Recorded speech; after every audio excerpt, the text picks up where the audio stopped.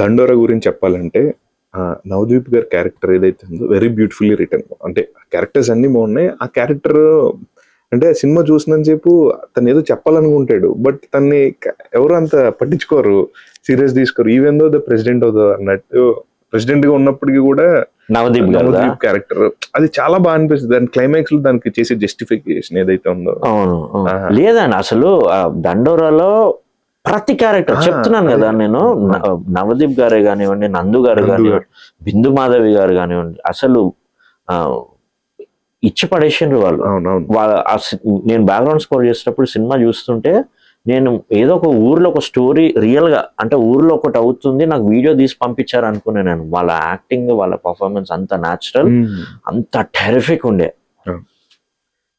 And దండోరా is very powerful subject అండి, very powerful subject. And అది సినిమా చూసాక ఒకరు ఊర్లో ఒక చిన్న ల్యాండ్ క్రిమినేషన్ కి గిఫ్ట్ ఇచ్చారు. అండ్ అనదర్ గ్రేట్ థింగ్, ఇక్కడ నాకు గ్రేట్ విషయం ఏంటంటే అండి, దండోరా second best film and supporting actor Shivaji గారికి అండ్ నాకు వచ్చింది. అండ్ నేను ఇంకొక సినిమా చేశా, దానికి స్పెషల్ జ్యూరీ అవార్డు వచ్చింది. 23 మల్లేశం డైరెక్టర్ గారిది 23. సో 2 wins చేతులు ఉన్నాయి and I also won. And ఈ Gaddar awards is like the beautiful festival for me. Sir like ఇందాక అడగడం మర్చిపోయా, like you born in Telangana and ఇక్కడ ఉన్న పుట్టి పెరుగున్నారు, అండ్ గద్దర్ గారు అనేది చాలా ఎమోషన్. ఆయన పేరు మీద అవార్డ్స్ ఇవ్వడము, ఆయన పాటలు అలా ఏమన్నా మీరు సక్సెస్ మీట్ లో కూడా మాట్లాడుతున్నారు, like on the name of Gaddar గారు ఇవ్వడం అనేది చాలా మంచి. సో మీ గద్దర్ గారి పైన మీకున్న ఇష్టం గురించి? యాక్చువల్గా గద్దర్ గారి ఫేస్ నాకు తెలీదు. నేను ఒక ఆటోలో వెళ్ళేటప్పుడు ఒక ఆటో అతను తన పాటలు పెట్టాడు. ఆ లిరిక్స్ కూడా నాకు పెద్దగా అర్థం కాలేదు నాకు ఆ టైంలో. అరే ఇది ఏంటిది, ఇది ఏం పాట, ఇప్పుడు కాదు, like back and like 20 years back.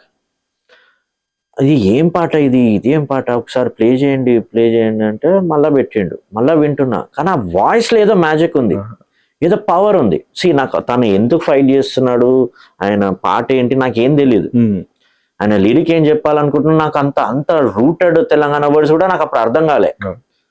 కానీ ఆ వాయిస్లో ఒక పవర్ ఉంది. ఆ పవర్ ఏంటి, ఆ వైబ్రేషన్ ఏంటి అని చెప్పి ఇంటికి వచ్చాక వెతికి గద్దర్ గద్దర్ అని ఒక క్యాసెట్లు అన్ని మొత్తం షాప్స్లలో వెతుకుతున్నా, గద్దర్ అన్న పాటలు ఉన్నాయి, గద్దర్ అని. ఒక షాప్ లో దొరికింది, సంగీత్ సాగర్ అని, వాళ్ళదే ఆదిత్య, ఇప్పుడు ఆదిత్య మ్యూజిక్ వాళ్ళదే, సికింద్రాబాద్ సంగీత్ సాగర్ లో. తీసుకున్నా క్యాసెట్, తీసుకొని వచ్చి ఇంట్లో పెడితే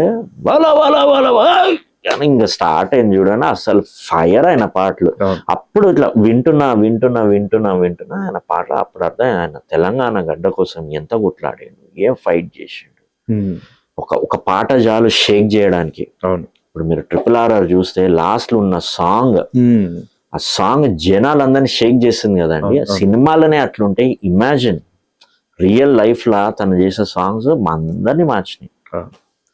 so is very powerful. And అలాంటి అంత ఇన్స్పైర్ అయిన పర్సన్, ఆయన వాయిస్ కాదు అది ఫైర్ అనుకున్న మనిషిని ఇప్పుడు ఈ రోజున తన పేరు మీద ఉన్న గద్దర్ అవార్డ్స్ రిసీవ్ చేసుకోవడం అనేది నా అదృష్టం. మ్యూజిక్ డైరెక్టర్ గా మనకు ఒక ఇన్స్పిరేషన్ ఉండాల్సింది ప్రతి ఒక్కరికి. నాకు నేను ఒక ప్రొఫెషన్ లో వెళ్ళాలన్నప్పుడు లైక్ మనం పుట్టుకతోనే వెళ్ళాం, డెఫినెట్ గా ఒక పర్సన్ లేకపోతే ఒక సిచ్యువేషన్ మనల్ని ఇన్స్పైర్ చేసి ఉంటాయి. మీకు మ్యూజిక్ డైరెక్టర్ గా మిమ్మల్ని ఇన్స్పైర్ చేసిన పర్సన్ కావచ్చు, లేకపోతే వాట్ ఈస్ ద మూమెంట్? మా ఫాదర్ అండి. మా ఫాదర్ మేము పుట్టినప్పుడు ఒక మ్యూజిక్ సిస్టమ్ తీసుకొచ్చాడు. పెద్ద మ్యూజిక్ సిస్టమ్. ఆ టైంలో it was very very expensive. He could have bought a land. కానీ లేదు, మా పిల్లలు వాళ్ళు పుట్టినప్పటి నుంచి వాళ్ళు మ్యూజిక్ వినాలని చాలా స్ట్రాంగ్ గా మా ఫాదర్ ఉండే. Is a music lover. My mother is also music lover.